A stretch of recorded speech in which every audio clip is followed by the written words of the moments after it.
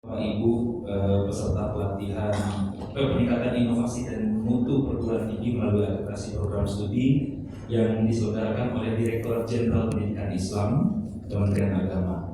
Ibu dan Bapak sekalian, terima kasih masih bertahan sampai sore hari ini. Sedikit ngantuk, mangga kopinya ada di luar. Pak Ayat juga nanti mau ambil kopi juga, Pak ya. Sudah hadir di sini, saya memperkenalkan diri, nama saya Lydia Febriansyah, Ibu dan Bapak. Saya bertugas di Wamemba sebagai Deputi Direktur di Kesekretariatan. Lalu di samping saya ada salah satu anggota Dewan Eksekutif Wamemba, Bapak Dr. Ahli Ariniawan. Kami akan menyampaikan materi, Pak Ayat akan menyampaikan beberapa materi terkait Wamemba pada sore hari ini. Kita akan lanjutkan pada sesi tanya jawab, tapi sebelum kita memulai sesi itu, saya minta ada aturan yang kita tetapkan ya Bapak dan Ibu pada sesi Wamemba. Mohon satu hal, Wamemba tidak mau dibanding-bandingkan dengan LAM lain ya, karena tadi sudah ada Lamdik, jangan sampai nanti Wamemba dibanding-bandingin. Pak, kalau di Lamdik begini, ya jangan ya Bu ya. Karena ada yang di kitanya di Wamembanya muda, di Lamdiknya tidak. Ada yang muda, banyak muda di Lamdik, di Wamembanya tidak. Jadi please ya Bapak, ojo dibanding-banding ke ya Pak ya. Lam Alif. Itu Pak Ayat. Baik, silakan Pak Ayat, kita jangan terlalu tegang Pak Ayat. Nanti Pak Ayat akan memaparkan terkait kebijakan, terkait instrumen. Kalau Bapak dan Ibu nanti ada pertanyaan terkait yang sangat teknis, terkait akun, terkait apa, terkait permasalahan program studi, nanti kita bisa sama-sama kita lihat datanya ya Pak Ayat ya. Baik, waktu dan tempat silakan Pak Ayat. Assalamualaikum warahmatullahi wabarakatuh. Assalamualaikum warahmatullahi wabarakatuh. Sampurasun. Terima kasih Bapak Ibu. Selamat pagi ya Bapak Ibu. Siang. Baik, maksudnya adalah semangatnya tetap pagi, meskipun sudah siang, ini menjelang sore. Ya, baik Bapak Ibu. Seperti sampaikan dalam saat tadi, kami dari Wamemba akan menyampaikan sejumlah kebijakan terkait akreditasi di Wamemba, dan juga nanti mungkin sebagian terkait dengan Permendikbud 53 2023.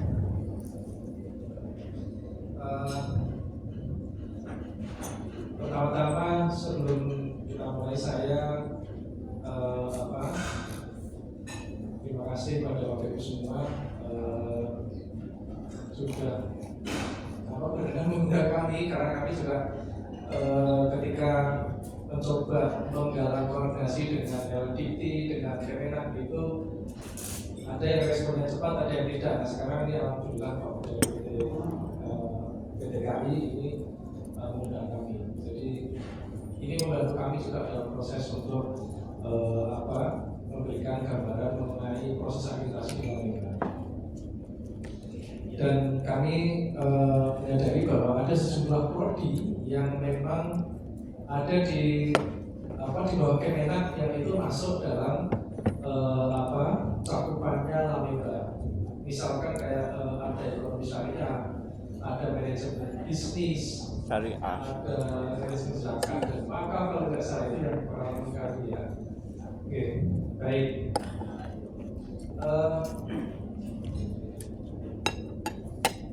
Selanjutnya nanti kalau mungkin saya akan coba relatif agak cepat ya Bapak Ibu, karena kami sudah sering melakukan sosialisasi. Jadi kami khawatir nanti kalau Bapak Ibu sudah sering lihat terus itu lagi gitu ya.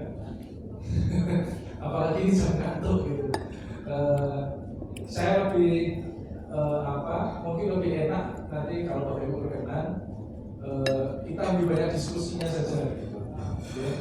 Sehingga semangat paginya tetap terjaga. itu poin itunya ya. Baik, Bapak Ibu, mengenai akreditasi di Wamemba ini mungkin sedikit profil kami bisa disampaikan sebentar. Ini ya yang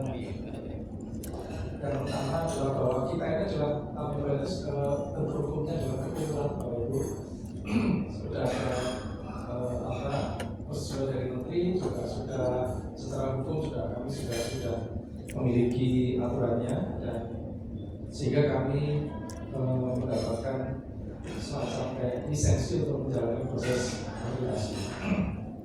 Kemudian ini adalah profil Ameba dari segi kepengurusan. Untuk Dewan Kehormatan itu Bapak Ibu bisa melihat bahwa ketuanya adalah Pak Dori Marsio saat ini sebagai Gubernur DI.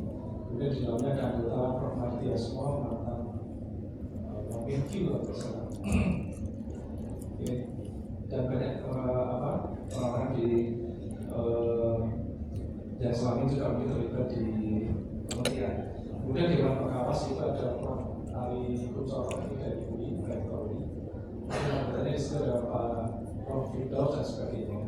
Kemudian untuk majelis akreditasi ini ketuanya adalah Prof. Dian Agustia. Kemudian sekretarisnya kemarin selanjutnya ada anggotanya beberapa orang. Saya tidak, mohon maaf saya terima kasih Bapak Ibu. Kemudian untuk DE ini Bapak Ibu DE-nya 5 orang. Yang sebelah kiri ketuanya Prof. Ina, kemudian di sampingnya adalah Prof. Edi, kemudian Prof. Chris, saya yang di ujung itu adalah Prof. Lia. Baik, Bapak Ibu, kami lanjutkan untuk yang proses akreditasi. Kami di Lamemba itu memiliki proses akreditasi mulai dari yang urutan pertama sampai yang ke-9, ada 9 tahap. Dan itu kami atur sedemikian rupa dengan memperhatikan tempo waktu 6 bulan sebelum masa akreditasi sebelum program studi itu berakhir. Dan tentu saja kami sangat mengharapkan sekali bahwa Bapak Ibu sebagai pengelola prodi itu tidak ada keterlambatan. Karena ketika Bapak Ibu terlambat, nanti proses akreditasi yang di dalam kami juga akan mengalami kemunduran, tidak sesuai jadwal yang kami coba tetapkan, dan mungkin juga ini akan berdampak kepada kegiatan-kegiatan di kampus yang mungkin Bapak Ibu lakukan. Misalkan karena terlambat, terus kemudian akreditasi mau habis, Bapak Ibu mau wisuda dan sebagainya, kami yang dioyak-oyak untuk segera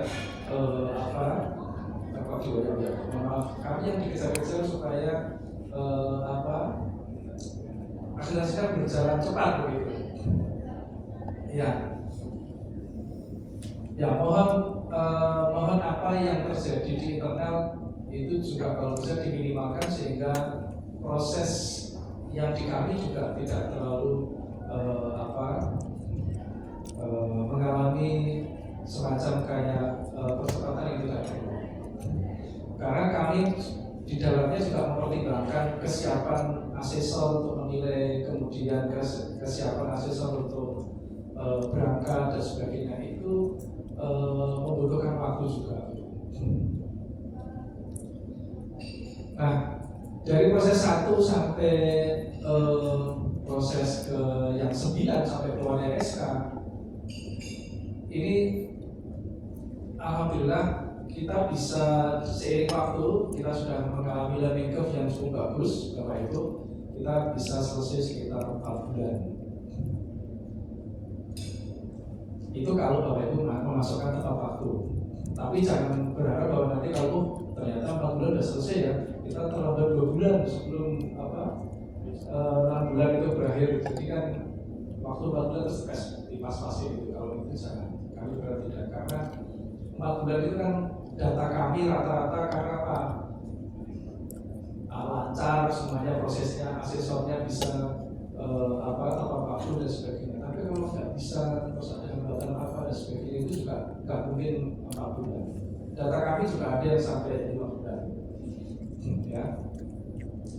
Jadi begitu Bapak Ibu, yang pertama mulai dari pendaftaran kami sangat berharap sekali itu sudah selesai proses pendaftaran, verifikasi akun dan sebagainya, termasuk pembayaran itu kalau bisa sudah beres Bapak Ibu sebelum Bapak Ibu submit di tanggal terakhir batas 6 bulan tadi, 6 bulan sebelum masa berlaku akreditasi Bapak Ibu habis. Saya kira itu akan membantu juga membantu Bapak Ibu juga sebagai pelapor. Setelah pendaftaran melakukan verifikasi berkas dan sebagainya, ketika berkas sudah disubmit, kita juga melakukan proses di dalam untuk semacam verifikasi dokumen. Kalau verifikasi dokumen ini ada yang kurang atau ada yang apa yang kami minta itu tidak sesuai dan sebagainya, dokumen itu akan kami kembalikan.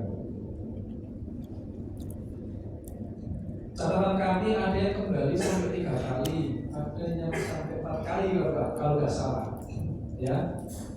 Nah, proses kembali sampai 3 kali 4 kali itu juga mungkin karena ketidaksiapan atau mungkin hal-hal lain yang mungkin tidak paham sehingga itu terjadi. Padahal setiap pengembalian kami berikan waktu maksimal 1 bulan. Terus tentu saja kami berharap bahwa kalau bisa sih sekali dikembalikan Bapak Ibu respon, terus kembali kami itu langsung oke, bisa masuk ke tahap selanjutnya, tahap akal. Tapi ini seringkali tidak terjadi. Nah, selanjutnya setelah akal nanti akan ada proses validasi akal. Akal itu maksud kami adalah asesmen kecukupan Bapak Ibu.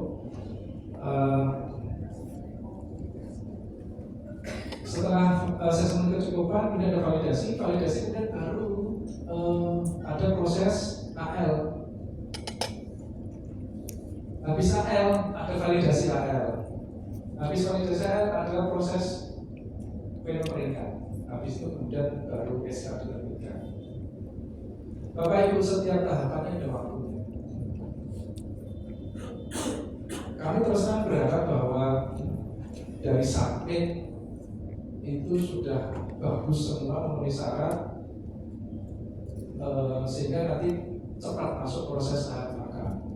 Tapi seringkali kejadiannya kadang-kadang itu dikembalikan karena masalah sederhana. Jumlah halaman. Kami meminta di laman bayar itu jumlah halaman maksimal 100 Bapak Ibu. Tapi Bapak Ibu itu bermurah hati, kasih 105, 101 saya kami kembalikan Bapak Ibu, kami nggak mau kelebihan.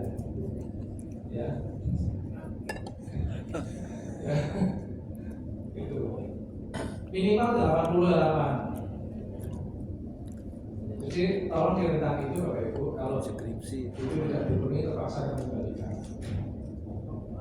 Ya. Oke. Kemudian dari tahap ketika lolos verifikasi dokumen itu kita harus satu kontak ke asesor untuk penjadwalan. Bapak bisa nggak menerima tugas ini? Bapak Ibu bisa nggak? Kalau bisa dia akan langsung mendapatkan schedule dalam 2 pekan. Tapi kalau nggak bisa kami cari asesor lain. Nah ini butuh waktu Bapak Ibu, 2 minggu, 3 minggu. Kemudian setelah akal itu ada proses validasi akal. Validasi akal itu juga kami jadwal. Bahkan setiap pekannya kami itu sampai siapkan 2 hari untuk swab validasi, Selasa dan Kamis. Itu supaya apa? Kita bisa berproses dengan hati-hati, tepat waktu, gitu. Dan itu mungkin untuk menjadwalkan saja bisa 3 pekan, bahkan 1 bulan dari selesainya akal. Karena di hari-hari yang sudah yang sudah terjadwal itu sudah terisi oleh sebelumnya yang masuk gitu. Jadi di kami berlaku proses first come first serve, ya. Datang pertama itu yang kita layani. Ya. Baik. Kemudian dari validasi ke AL itu juga butuh waktu kira-kira 3 pekan sampai 1 bulan. Dari AL ke validasi AL itu juga butuh waktu sekitar itu. Jadi ini kalau lancar semua sekitar 4 bulan itu selesai. Tentu kami mohon bantuan dari Bapak Ibu untuk bisa tepat waktu memasukkan dokumen DD dan KPS. Nah, instrumen kami Bapak Ibu ada 9 kriteria. Ini mulai dari maksud kami instrumen kami ada 9 dokumen, bukan kriteria, saya bisa menyebut kriteria. 9 dokumen itu mulai dari DL1 sampai DL9. Saya kira Bapak Ibu sudah banyak yang mendownload instrumen kami dan terus terang Bapak Ibu, kami di instrumen laba itu pendekatannya lebih condong ke kualitatif Bapak Ibu. Ini tentu saja berbeda dengan instrumen dari laba lain, termasuk dari KPD juga. Dan terus terang Bapak Ibu, kami hanya menyediakan panduan penilaian, tidak ada metrik penilaian. Ya, itu yang selalu dicari oleh Bapak Ibu pengelola prodi. Metriknya mana itu? Ketika awal kami sosialisasi dan mungkin sampai sekarang pun pengelola yang baru juga tanya, ini metriknya mana? Kami memang tidak menyediakan metrik. Kami mencoba mengembalikan posisi bahwa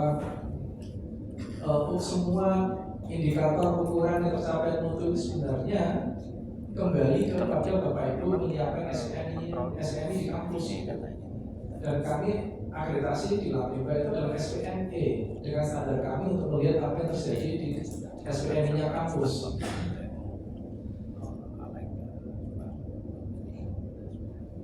Baik, selanjutnya Bapak Ibu, ini adalah kriteria yang ada dalam instrumen APS Indo.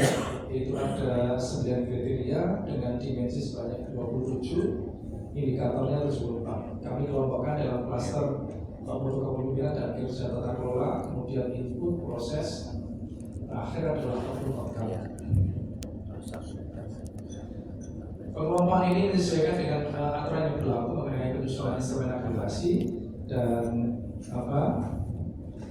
kami sudah lakukan itu, kita pakai untuk melakukan proses akreditasi prodi di cabang Enda. Nah,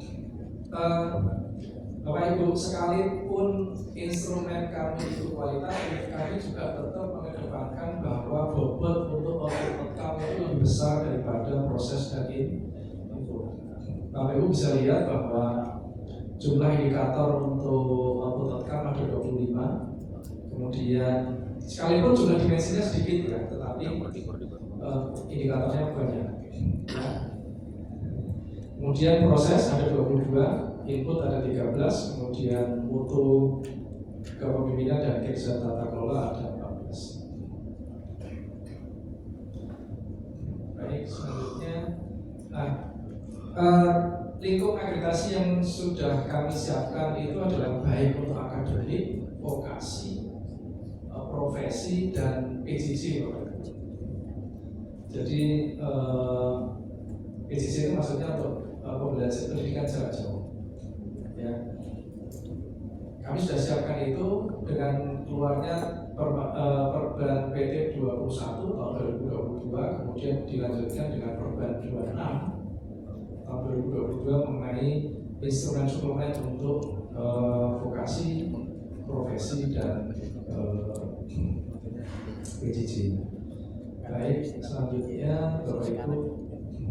Nah, dalam penilaian akreditasi kami berusaha untuk melakukan secara transparan, akuntabel, dan kredibel. Ya, itu juga sesuai dengan tuntutan dalam proses akreditasi, di mana kami punya 4 karakteristik dalam instrumen kami adalah berbasis visi berbasis visi misi, kemudian berbasis suara dan capaian, serta berbasis proses.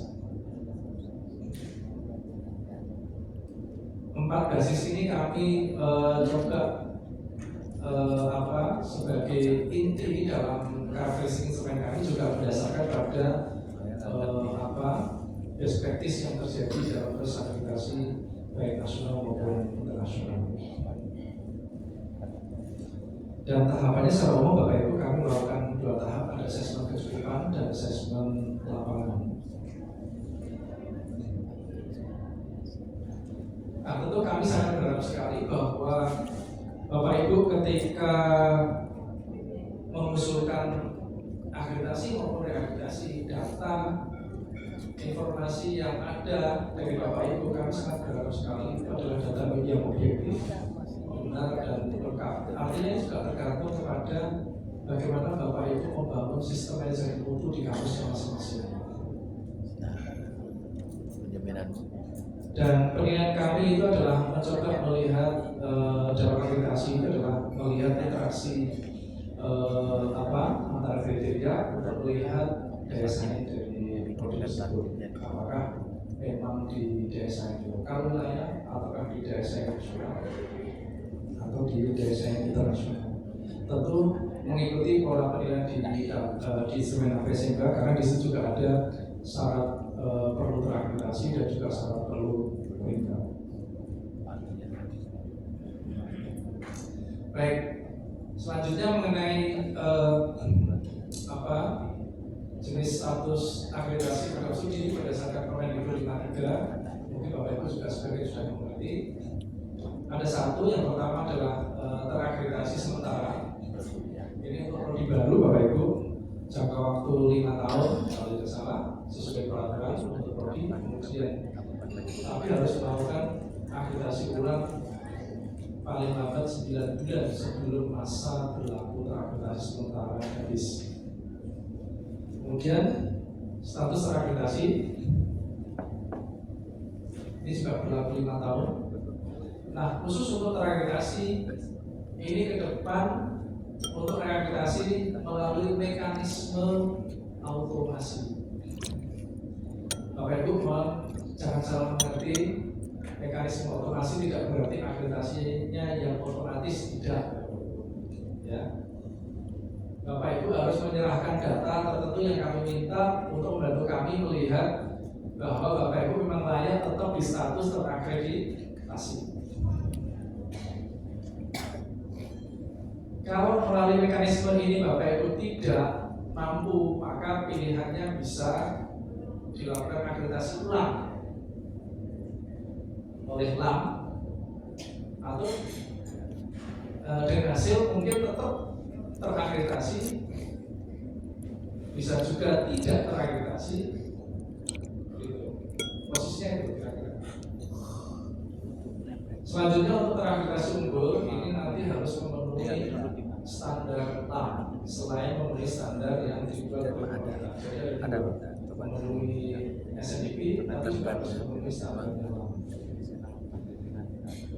Sedangkan berikutnya adalah terakreditasi internasional. Ini bagi program studi yang memperoleh akreditasi dari lembaga akreditasi internasional, itu dipersilahkan Bapak Ibu mengajukan akreditasi internasional ke lembaga-lembaga yang diakui oleh pemerintah. Saat ini aturan yang berlaku adalah aturan nomor 83 kalau tidak salah tahun 2020 Bapak Ibu.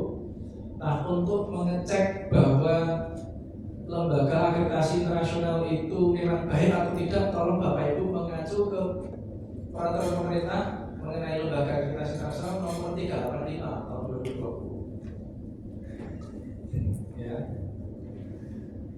Saat ini sementara masih berlaku lembaga-lembaga akreditasi yang diakui, maksud kami adalah lembaga akreditasi internasional yang masih diakui itu masih melihat kepada Permendikbud kalau tidak salah 83 tahun 2020. Kemendikbud ya. Oke, Kemendikbud. Maaf saya salah menyebut. Ya. Sedangkan terkait Permendikbud 53 ini Bapak Ibu kalau sudah terakreditasi internasional tidak perlu lagi melakukan proses penyetaraan akreditasi unggul melalui LAM atau BNPB. Cukup melapor saja ke kementerian, terutama ke PDDT, kemudian terusannya ke bank PT. Oke. Sehingga nanti Bapak Ibu di link PDDT-nya kelihatan sudah terakreditasi internasional. Baik, kita coba lihat satu persatu Bapak Ibu untuk terakreditasi sementara. Tadi sudah saya sampaikan bahwa terakreditasi sementara itu prinsipnya adalah hampir sama dengan pendekatan peraturan yang lain, pemenuhan akreditasi minimum. Kalau dulu namanya istilah pemenuhan syarat minimum akreditasi, yang sekarang istilahnya memenuhi akreditasi minimum gitu kalau misalnya, tapi esensinya sama. Dan itu pun hanya sebagian dari instrumen itu yang diambil untuk melakukan akreditasi.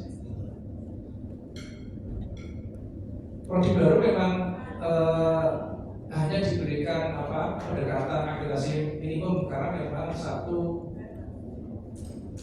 ketika prodi baru itu mendapatkan izin, itu istilahnya kan Bapak Ibu kan dalam posisi masih nawar itu ya belum benar-benar menjalankan proses belajar mengajar, belum benar-benar menjalankan layanan akademik dan sebagainya, sehingga hanya mendapatkan akreditasi sementara.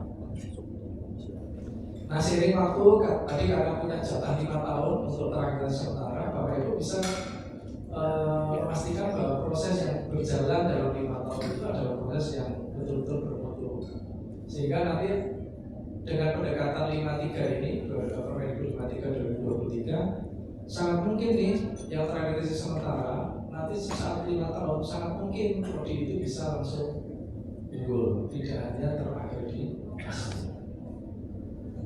Tapi itu kembali kepada satu efektivitas dari sistem yang sebelum itu yang Bapak Ibu kembangkan. Kedua, kami kira adalah itu terkait dengan sumber daya yang dimiliki. Berikutnya kembali pada visi-visi dari kampus masing-masing. Oke. Kemudian yang dinilai itu adalah terutama terkait dengan perangkat SPNI. Jadi ini adalah sangat mendasar sekali Bapak Ibu. Artinya Bapak Ibu tidak banyak yang dinilai dalam akreditasi untuk prodi baru.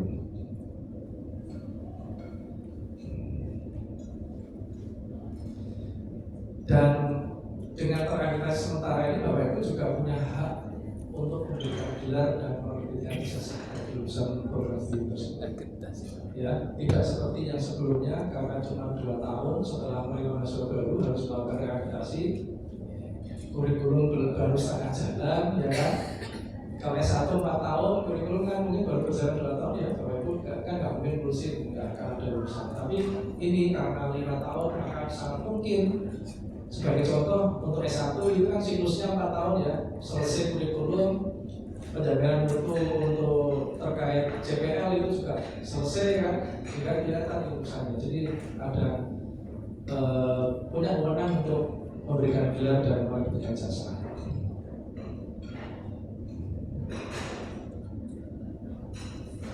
Kemudian terkait PS baru, ini 6 melakukan pemantauan paling lambat 2 tahun setelah PS baru itu beroperasi, terutama bagi mahasiswa baru. Jadi Bapak Ibu untuk yang punya PS baru tidak berarti terus kemudian tenang-tenang saja, tidak, karena sejak menerima mahasiswa baru 2 tahun itu Bapak Ibu sudah masuk ke pemantauan kami. Baik, selanjutnya adalah, nah Bapak Ibu ini adalah hal-hal yang harus dipenuhi terkait untuk pemenuhan syarat minimum akreditasi pembukaan prodi. Jadi mulai dari keabsahan, kelengkapan kurikulum, kecukupan dosen, ya, kemudian kecukupan teknik. Itu kalau Bapak Ibu lihat kolom-kolomnya itu tandanya W semua. W itu wajib. Ya, bukan ejek-ejekan sama temennya W itu sudah wajib, harus dipenuhi.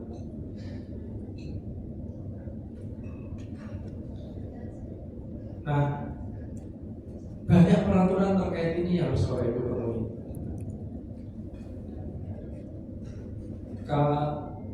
Permendikbud lama yang belum dicabut adalah Permendikbud 7 mengenai pembukaan prodi baru, perubahan bentuk kampus dan sebagainya, itu belum dicabut Bapak Ibu, masih berlaku itu aturannya. Berapa jumlah dosen minimalnya, tendiknya berapa, masih berlaku. Meskipun di Permendikbud 5 sudah tidak lagi disebut berapa jumlah minimal dosen untuk setiap prodi. Ini monggo nanti tolong tanyakan ke pembuat peraturan ini gimana maksudnya. Kalau yang ini dikatakan tidak perlu jumlah dosen minimal, tapi ketika membuka prodi baru tetap harus ada jumlah dosen yang harus dipenuhi jumlah minimal. Monggo.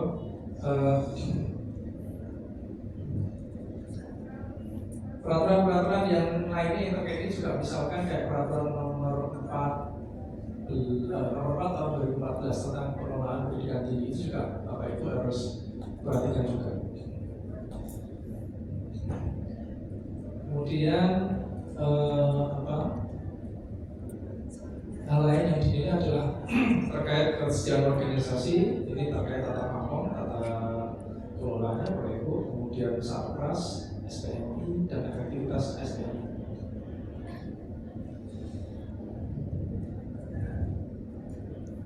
Nah, kemudian untuk yang terakreditasi, terakreditasi ini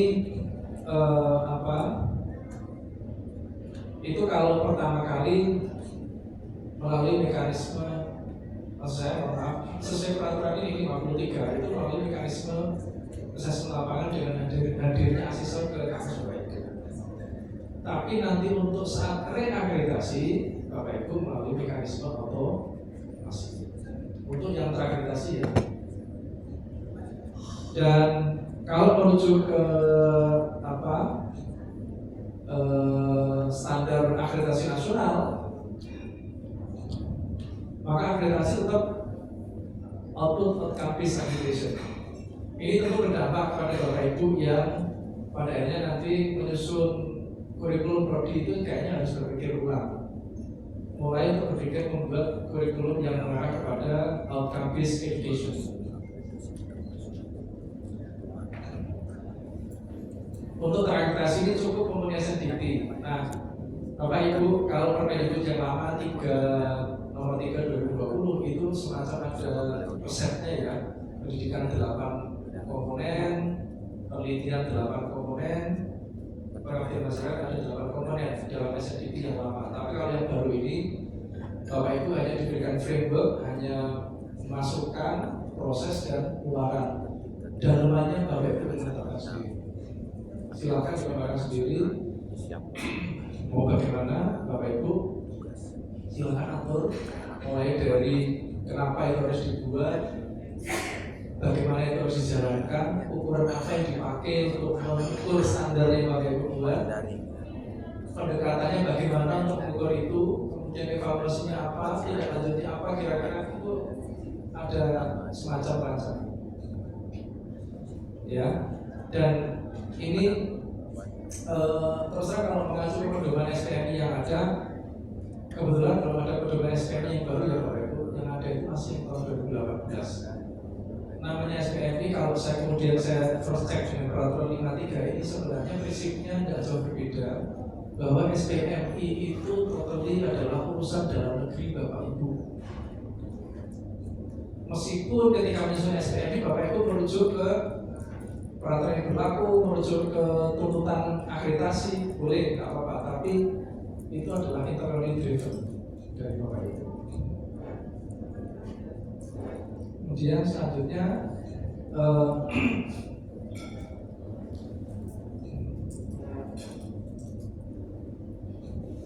untuk yang terakreditasi sementara, tadi sudah saya sampaikan bahwa 9 bulan ya sebelum statusnya berakhir sudah harus mengajukan akreditasi ulang. Kemudian sangat mungkin dalam proses Bapak Ibu mengelola prodi itu dikhawatirkan terjadi penurunan mutu. Ya, penurunan mutu itu bisa macam-macam Bapak Ibu. Kalau yang lama dilihat cuma dari animo masyarakat mendaftar, ya. Kalau sekarang enggak. Nah, ketika hasil pemantauan terkait penurunan mutu itu terjadi, maka UPPS harus melakukan beberapa hal.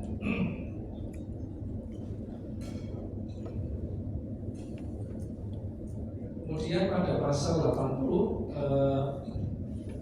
kalau program studi baru tadi kita kembali ke prodi baru.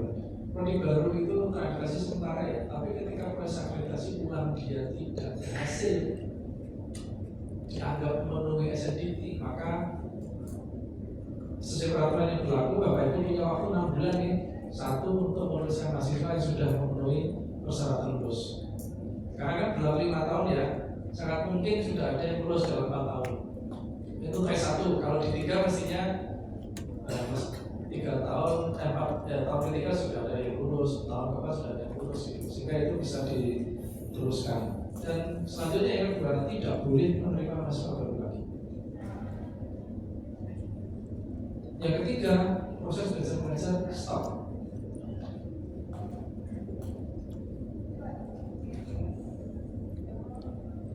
Kemudian kalau sudah stop, mahasiswa itu dialihkan ke program studi yang terakreditasi yang sejenis tentunya ya, dan sesuai minat masing-masing mahasiswa atau ke perguruan tinggi lainnya. Kemudian setelah LAM menetapkan status tidak terakreditasi pada PS tersebut, maka mesti mencabut izin pendirian PS itu, termasuk izin operasi. Baik, sekarang terakreditasi melalui mekanisme otomasi. Ya, Bapak Ibu, seperti saya singgung di awal tadi, bahwa untuk yang statusnya terakreditasi bisa melakukan perpanjangan tanpa mengajukan dokumen reakreditasi kepada LAM, ya. Dan itu perpanjangan itu bisa diberikan sepanjang dalam mekanisme otomasi itu Bapak Ibu dinyatakan lolos prodi.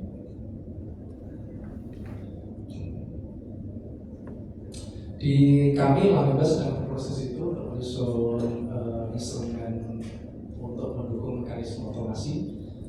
Insya Allah dalam waktu dekat ini kita juga dituntut oleh dikejar-kejar oleh kementerian untuk selesai pada pertengahan bulan ini.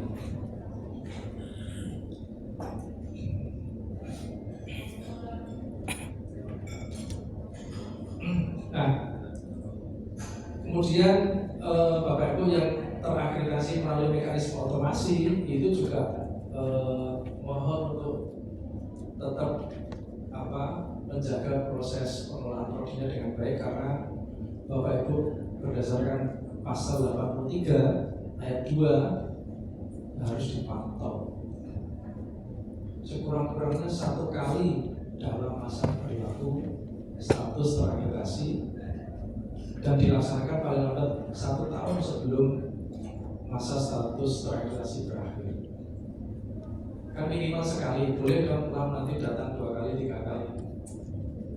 Ya, maksud saya meminta Bapak Ibu untuk mengirimkan dokumen ke kami. Nah, di Lameba itu kami di aturan kami untuk yang sudah terakreditasi oleh Lameba, maka tiap tahun setelah misalkan hari ini menerima SK akreditasi, maka tahun depan saat ulang tahun sudah harus melaporkan kami melakukan proses pemantauan dan evaluasi atas berbagai hal yang sudah Bapak Ibu lakukan, dan kami punya template-nya untuk itu. Jadi kalau mulai yang lama dulu Bapak Ibu mungkin membuat tim itu 5 tahun sekali, 5 tahun bubar, itu sekarang enggak. Ya, tim ini dibuat, kemudian ada tim yang tetap berlanjut ya mengerjakan untuk proses pemantauan dan evaluasi. Jadi mohon nanti tim yang bekerja di bagian pemantauan evaluasi mohon dibaik-baiki ya Bapak Ibu ya, jangan dibuat sedih terus kesel, nggak diapa-apake gitu ya. Selanjutnya untuk terintegrasi unggul, Bapak Ibu, ini untuk prodi yang sudah terakreditasi sementara atau status terakreditasi dapat mengikuti atau mengajukan usulan akreditasi PS ya untuk mencapai terakreditasi unggul, boleh. Kemudian unggul itu bagaimana? Ya harus memenuhi standar LAM yang lebih tinggi dari SNDT dan cakupan kriterianya lebih luas dari SNDT, sehingga pola, kalau dulu istilahnya namanya adalah pelampuan vertikal dan horizontal ya, ini juga sebenarnya sama ya. Cakupan kriterianya lebih luas, berarti lebih luas dari lebih banyak dari SNDT, dan kemudian kualitasnya juga dibuat lebih tinggi ya, karena disitu meminta standar yang lebih tinggi. Instrumen ini dikembangkan oleh LAM dan kemudian nanti mendapatkan persetujuan KPT. Nah, standar LAM itu menurut aturan yang berlaku adalah diharapkan mencerminkan keunggulan sebuah sesuai kebutuhan profesi dan perkembangan bidang ilmu terkait. Kemudian memperhatikan tingkat efektivitas SPMI, kemudian mengambil prinsip-prinsip pengelolaan program studi, termasuk menerapkan good management and good governance principles. Di peraturan ini juga Bapak Ibu bisa mengetahui bahwa LAM punya hak untuk menetapkan masa berlaku untuk yang terakreditasi unggul. Ya.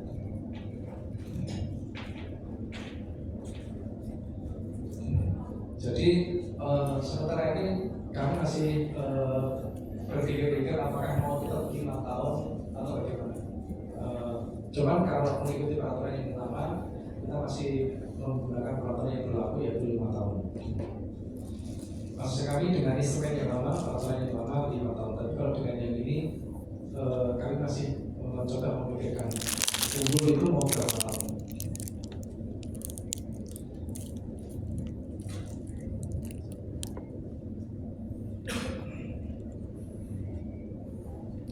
Selanjutnya untuk terakreditasi unggul, Bapak Ibu, kalau Bapak Ibu melihat ini, maka unggul itu ya semestinya secara prinsip SNDT-nya pasti terpenuhi. Kalau Bapak Ibu melihat poin 1A, ya. Kemudian 1B itu kalau tidak memenuhi SNDT, ya, LAM memberikan masa perbaikan. Jadi ini ada agak proses yang berbeda ke depan, dan ini juga bagi kami semacam memberikan sinyal kita harus mungkin memikirkan ulang apakah 6 bulan itu cukup nggak untuk proses ini.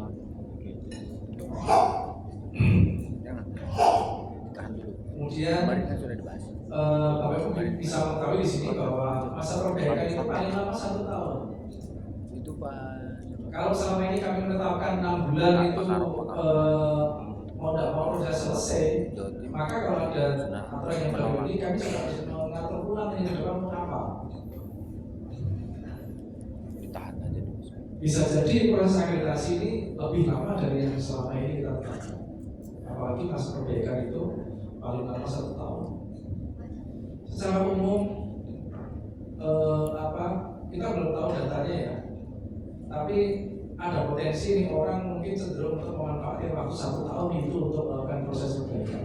Artinya kan makin lama ya prosesnya Bapak Ibu. Dan ketika masa perbaikan itu Bapak Ibu tidak menerima mahasiswa.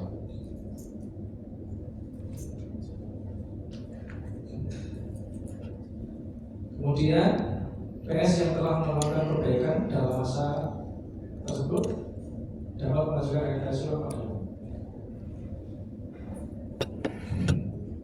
Kemudian PS yang telah mengikuti akreditasi ulang dimaksud dan memenuhi SNDT maka ditetapkan status terakreditasi.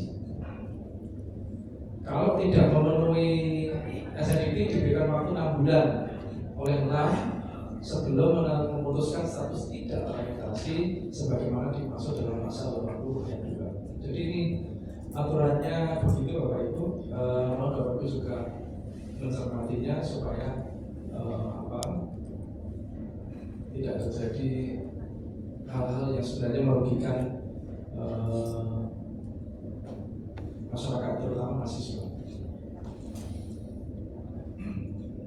Baik, selanjutnya untuk terakreditasi internasional ini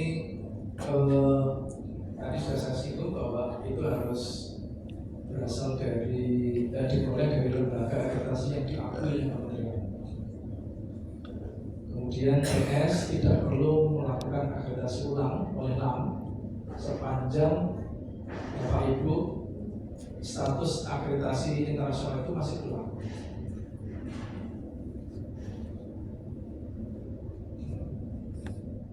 Kemudian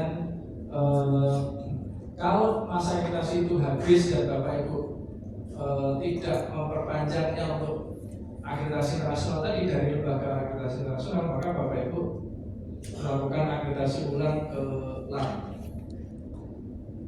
Prosedurnya begitu. Tapi kalau Bapak Ibu tidak menghasilkan, kami yang akan mendatangi Bapak Ibu untuk melakukan akreditasi ulang. Ya.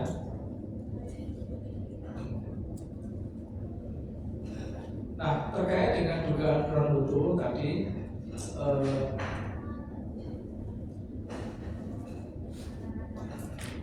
ketika terjadi kurang mutu sehingga PS tidak lagi memenuhi SNDT, maka LAM akan melakukan akreditasi ulang, ya. Dan hal-hal yang dianggap kurang mutu itu antaranya adalah bahwa merujuk pada data dan informasi pada PDDT. Kemudian pengaduan masyarakat. Yang ketiga itu adalah permintaan dari kementerian. Ini biasanya terkait dengan penilaian yang muncul dari tim EK kementerian kalau nggak salah. Tim EK itu tim evaluasi kerja akademik perguruan tinggi. Itu kami pernah memproses yang seperti itu dan akhirnya prodinya ditutup Bapak Ibu karena terjadi hal-hal yang tidak diinginkan, tapi diinginkan oleh mereka. Ya. Baik, kemudian selanjutnya adalah terkait yang dugaan kurang mutu ini tadi sudah dan gimana? Oh iya, baik. Nah ini kayaknya yang terakhir Bapak Ibu dari kami.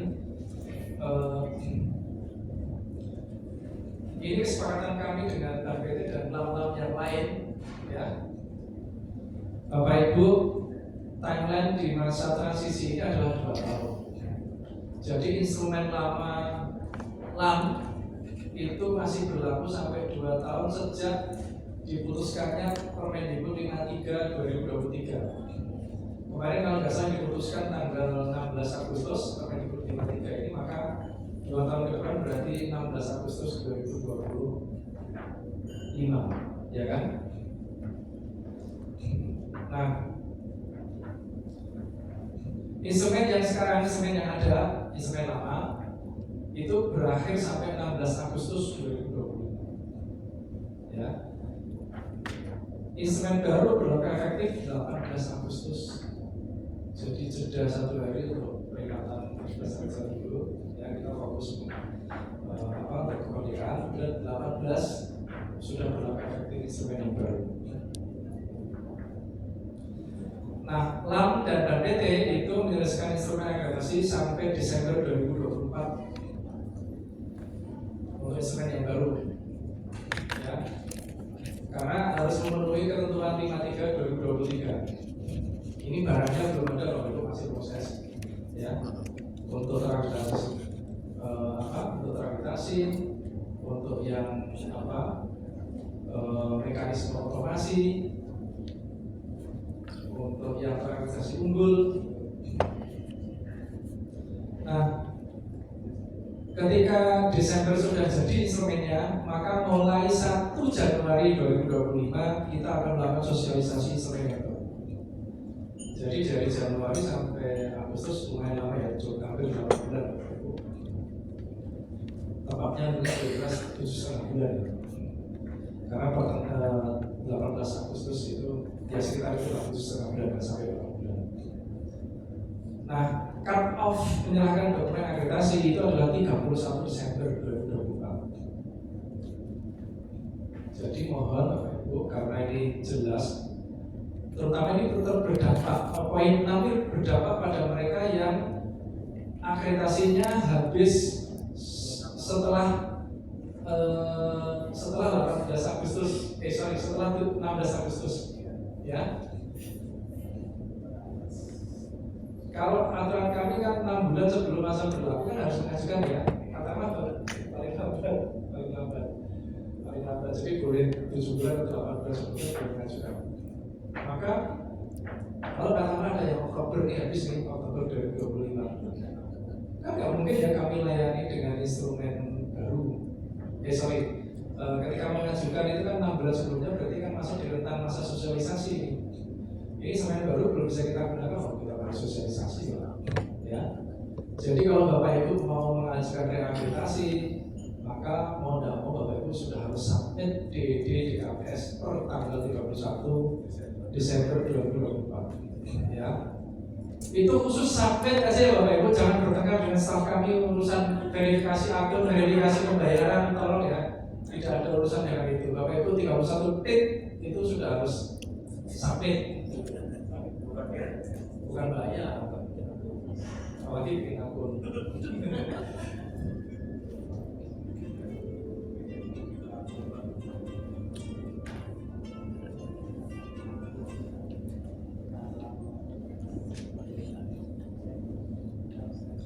Ya, begitu Bapak Ibu dari kami, monggo saya kira-kira sampai Mas Adit kita bisa untuk tanya jawab.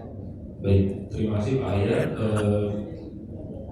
Bapak Ibu mungkin tadi juga Pak Pros sudah menceritakan soal timeline ini. Jadi mohon Anda silakan strategi masing-masing ditetapkan oleh PPS masing-masing Pak Ayat ya. Apakah akan menggunakan instrumen lama ataupun instrumen yang baru.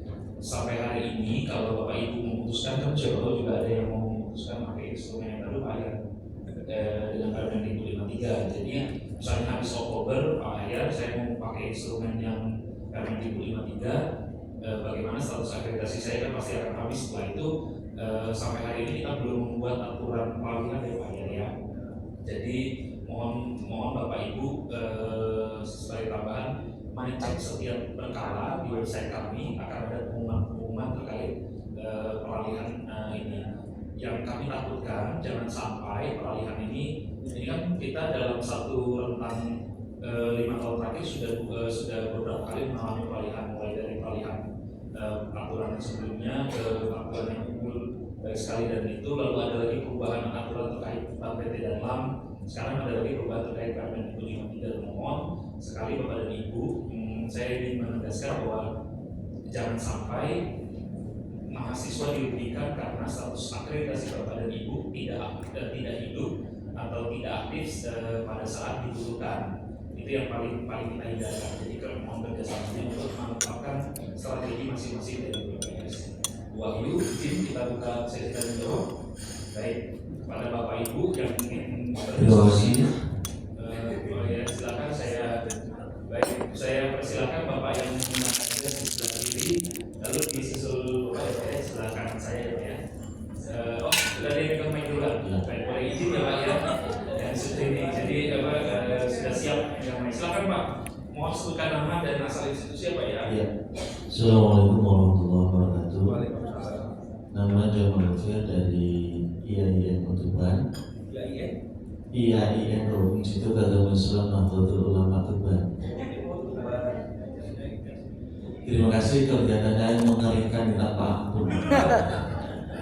Jadi langsung saja Bapak, karena kepala kami sudah penuh dan kemudian kami belum bisa merekam semua materi-materi yang ada, alangkah baiknya materi itu bisa dikirim ke kami untuk kita pelajari dan baca. Karena kami terbiasa membaca, tidak terbiasa mendengarkan. Terima kasih. Baik, materinya sudah ada di Bu Wahyu Pak. Tadi saya sudah sebelum acara sudah saya sampaikan ke Bu Wahyu.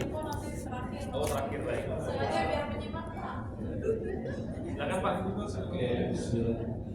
Assalamualaikum warahmatullahi wabarakatuh. Ya, ketemu lagi dengan saya. Pertanyaannya tadi malam harus dilempar ke Lamemba. Dari pembicaraan Bapak Dokter tadi bahwa ada namanya Pak? Dodi Suhadi, Prodi Ekonomi Syariah, STHI Syamsul Ulum, Kota Sukabumi. Dasarnya apa Pak? Tadi itu Bapak mengatakan tentang akreditasi sementara. Itu aja dulu Pak. Jawab dulu. Nanti saya akan nyambung lagi. Baik, Pak. Silakan Pak. Sebentar Pak, ini belum selesai Pak. Iya, saya minta jawab itu aja dulu. Dasarnya apa? Karena dalam fakta dan realita itu ternyata tidak ada akreditasi sementara, non akreditasi. Jawab dulu Pak, saya masih panjang pertanyaannya. Tadi saya menyinggung itu karena terkait dengan Permendikbud 53/2023 Pak, dasarnya di situ Pak. Oke. Fakta dan realita yang ada itu sebenarnya tidak ada akreditasi sementara yang kami alami itu. Jadi ketika mendapatkan KMA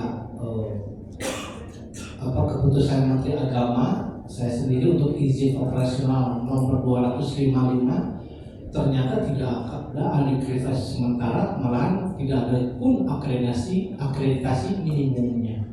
Di sana ada tetapi tidak mendapatkan sertifikat. Nah ini saya sudah report ketika saya mendapatkan 2 Maret 2023 tentang operasional ekonomi syariah KMA 255. Saya terus bertanya ke Lamemba.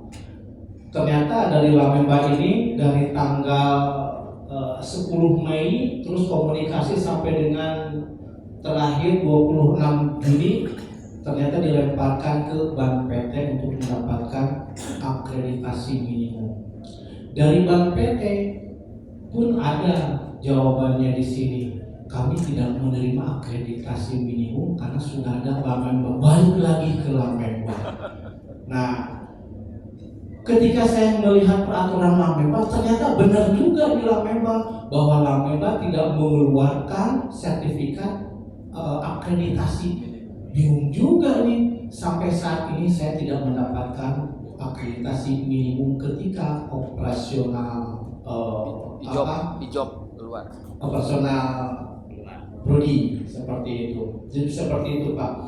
Dan sampai tadi pagi saya ngobrol, terima kasih Bapak Dr. Zin dari Kopertis dengan Profesor Ramdan. Kami siasati gimana supaya mendapatkan itu akreditasi sertifikatnya. Ternyata ada jalan. Di home base saya cuma 3, pokoknya di PT Dikti harus biru, jangan merah. Gimana aja caranya? Saya ingat Dr. Dian bahwasannya di Lamemba itu tidak ada persyaratan home base.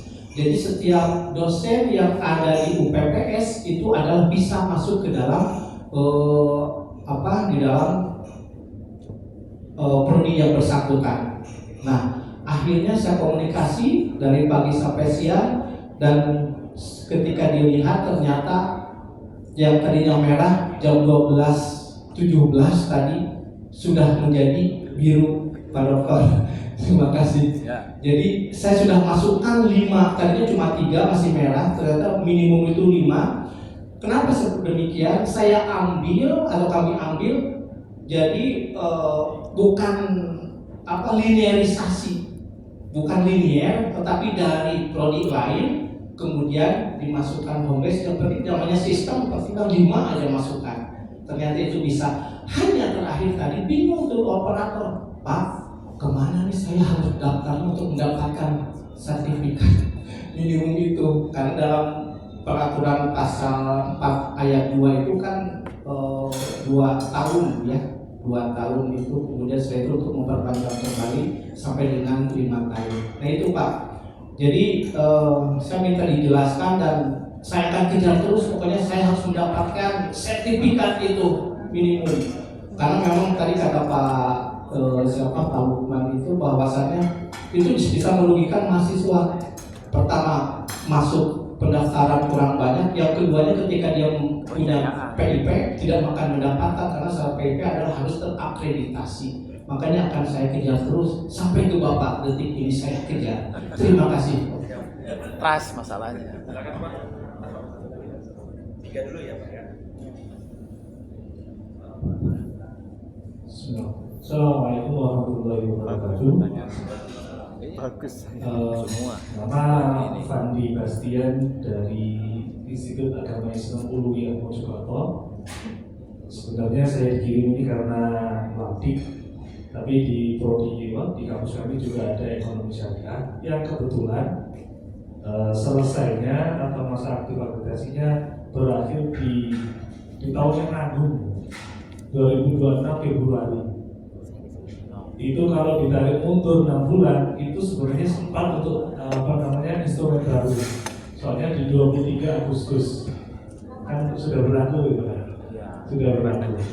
Tapi kan masa mengerjakan instrumen baru yang baru berlaku 5 hari. Kan repot juga gitu. Maka sosialisasinya kan nggak mungkin di tempat di kampus saya terus gitu kan. Dan juga nggak ikut terus sosialisasinya nanti. Itu yang pertama itu yang menjadi landasan saya untuk bertanya adalah bagaimana nasib kami? Apakah kalau kami mengajukan di 2024 akhir itu 31 Desember, tentunya itu sudah berbayar. Kalau kami nunggu yang tidak berbayar, permen 53 2023 itu kan akhirnya tidak berbayar untuk status akreditasi saja. Apakah seperti itu? Kemudian karena ini belum kami belum punya akun Pak. Ini pertanyaan yang harusnya pertanyaan yang dulu, tapi karena kami dulunya lihatnya kan 2026 mungkin bukan akunnya di 2025 gitu. Tapi lihat pengumuman ini sepertinya harus cepat-cepat buat atur nama. Oh ya. Dan saya rasa itu saja yang bisa saya tanyakan. Terima kasih. Assalamualaikum warahmatullahi wabarakatuh. Yang lama yang lama. Kita respon dulu Pak ya. Silakan Pak ya.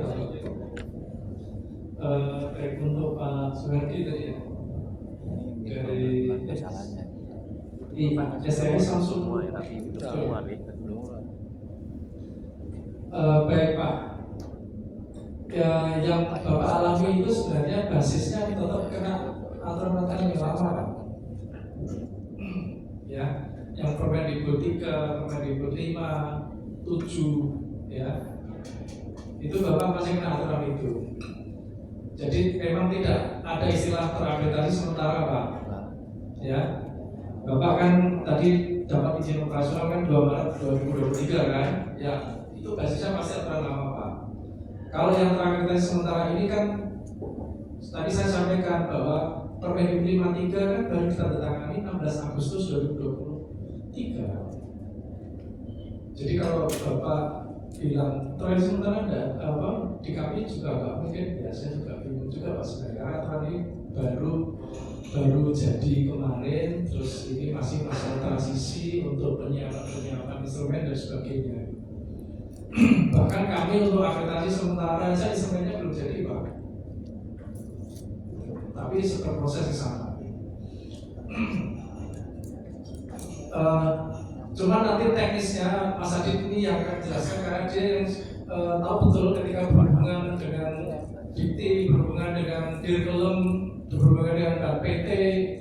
Ya karena ini Pak masalah-masalah termasuk Bapak hadapi itu gitu. Nanti akan teknisnya akan dijelaskan lebih detail oleh Mas Adit.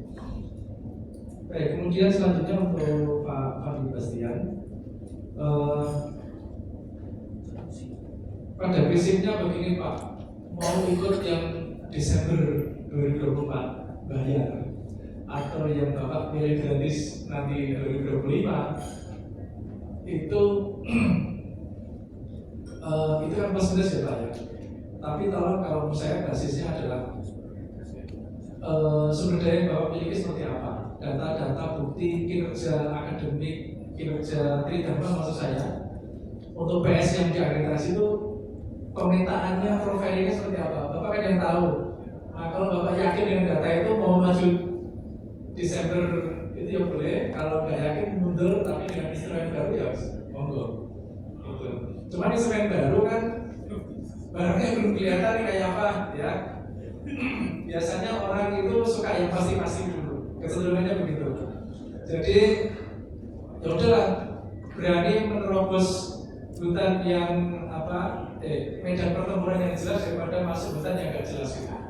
Ya. Kira-kira gitu Pak.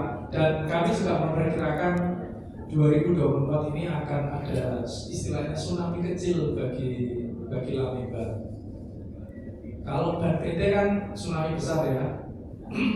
Dulu ketika berubah dari 7 standar ke 9 kriteria, itu luar biasa Bapak. Ya, itu bukan tsunami lagi Pak ya, gempa ya Pak. Itu yang masuk itu sampai 8.000 lebih untuk 8.000 lebih untuk menggunakan instrumen yang 7 standar Bapak. Kami paham, waktu itu saya juga terlibat di BNPT waktu itu. Saya melihatnya adalah bahwa saat itu prodi lebih baik memilih situasi yang pasti menurut mereka sesuai keadaan mereka. Kenapa? Karena instrumen yang baru menuntut outcome based accreditation Bapak itu susah menggunakan itu karena kurikulum aja belum outcome based, ya kan? Mungkin masih banyak yang berbasis kompetensi gitu. Belum diubah. Nah sekarang sejak instrumen 9 kriteria berlaku dan SAN yang baru juga tetap outcome based accreditation, mohon Bapak Ibu mulai sekarang ketika menyusun kurikulum memang diarahkan untuk outcome based education. Oke, saya kira itu dari kami Pak Fandi dan Pak Suhardi. Untuk teknisnya Mas Adi, terima kasih. Ya, izin Pak, itu SK hijaunya tanggal berapa Pak? 2 Maret 2023. Izin Pak, memang waktu itu kami belum punya mekanisme dan koordinasi antar lembaga itu bagaimana treatment terhadap akreditasi minimum tersebut Pak. Tapi sekarang kita sudah punya Pak mekanismenya itu dari tahun lalu sudah kita terbitkan Pak. Bapak tinggal ke website kita, ke menu akreditasi, lalu di situ ada menu pengajuan SK minimum PS Pak. Bapak tinggal klik, nanti upload nomor PTNBH, lalu langsung isi Pak, upload SK-nya nanti paling lambat ya Pak ya. Itu 1 bulan kami kirimkan SK minimumnya Pak. Tapi nggak pakai sertifikat ya Pak ya, cuma SK aja, terus nanti kami cantumkan di BNPT dan PDDT-nya baik Pak. Ya, jadi apakah itu yang Bapak perlukan? Iya seperti itu, bisa pakai akreditasi aja. Siap Pak. Jadi kalau mungkin kalau misalnya Bapak segera upload SK pendirian SK izin operasional Bapak, lengkapi datanya, paling lambat itu 1 bulan kami akan terbitkan SK pemenuhan akreditasi minimum pembukaan program studi baru ke program studi Bapak. Biayanya, nah ini jangan dibanding-bandingin ya Pak ya Ibu, RP0 ya Ibu Bapak ya, jangan dibanding-bandingin ya. Atau di Lamemba itu tidak berbiaya Pak untuk penerbitan akreditasi minimum, jangan dibanding-bandingin Pak.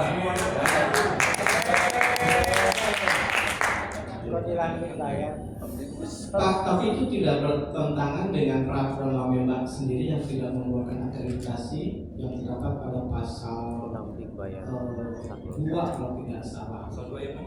Nomor 15 tahun 2023 peraturan. Iya.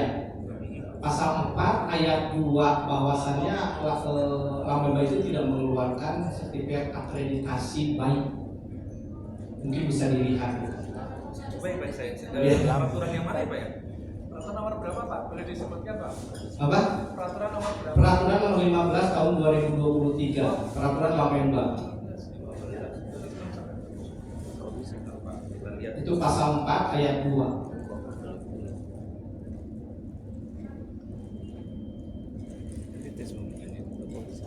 Siapa tahu nanti bertentangan jadi ilegal Pak. Enggak Pak. Ya enggak ya. Enggak apa kalau tidak pertentangan nanti saya kirim. 15 kita belum punya Pak. Apa? 15 itu kita kalau nggak salah itu akreditasi itu kami belum ini Pak. itu ada yang kami cabut memang 15 itu tapi bukan terkait itu. Peraturan Lamemba nomor 15 tahun 2023 tentang pemenuhan syarat minimum akreditasi Oh, sorry, maaf Pak, maaf bukan disebut Pak ya, maaf. Masih Saya kembali dua tuh. itu sertifikatnya aja Pak yang nggak kita kasih, Oh, tapi SK-nya kita kasih. siap kalau begitu. Jadi mohon izin untuk akreditasi minimum itu tidak kita berikan sertifikat kepada SK. hanya kami berikan SK bentuknya seperti ini. Jadi Iya. betul Pak. Jadi bentuknya seperti ini. Ini saya coba contoh ambil yang Muhammadiyah Lamongan. Nah, cuma gini aja Pak bentuknya, tapi nggak ada sertifikatnya. Tapi di sini sudah Kalau Lambi kan ada yang berbayar. Kalau sertifikat itu biasanya nggak PT Pak. Jadi Benar. ya, jadi memang yang baik saja Pak. Pabrik juga sama SK. Nah, Kalau lama Mbak tolong tapi ibu-ibu dan bapak ini kan akan kalau calon menerima izin operasional ya Pak istilahnya bahasa gaul di PDKI ya. Jadi tolong pastikan yang diktum keduanya dipenuhi ya Pak ya. Jadi jangan sampai nunggu habis. Kami sama seperti Bank PT masa berlaku akreditasi sementara yang pemenuhan pemenuhan syarat minimum akreditasi program studi itu memang 5 tahun. Tapi Bapak dan Ibu wajib melakukan proses reakreditasi atau akreditasi program itu 2 tahun. ke PDB. Ya, sorry ya. Apa itu? Itu Pak jadi cuma sertifikat itu supaya apa beda memang kami nggak mengenal sertifikat. Dua lagi Pak. Tadi disebut Terima kasih Pak. ke lama apa gitu. Belum ada. Oh iya. Baik, ada lagi Bapak dan Ibu? Dulu badan akreditasi Silakan. bukan PT Pak, bukan PT Pak. Iya, ini Allah bukan PT. Karena belum ada. Iya. Jadi Pak, jujur kami itu akan mengganti akun Pak, mengganti sistem di tanggal 1 Januari. Saya sarankan sebaiknya nanti cepat. Kalau memang misalnya memang belum masih aman Pak. Iya, tanggal 1 Januari kami akan berubah sistem karena akan ada proses yang kami perbaiki.